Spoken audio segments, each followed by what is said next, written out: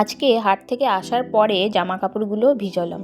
অনেকটা বেলা হয়ে গেছে, কি জানি জামা কাপড়গুলো শুকনো হবে কিনা, তাও ভিজিয়ে দিলাম, নালে অনেক কালকে ধুলে আবার অনেক জামা কাপড় জমা হয়ে যাবে।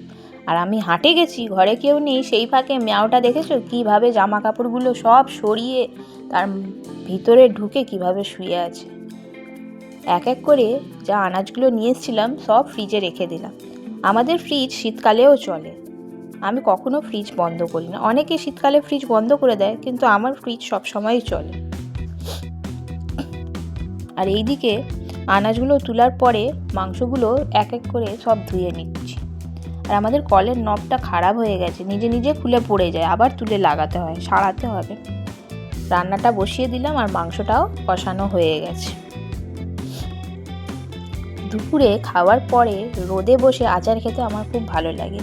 এই আমলকির আচারটা কিছুদিন আগে বানিয়েছি, আর রোদে বসে আচার খাওয়ার মজাটাই আলাদা, আমার খুব ভালো লাগে খেতে।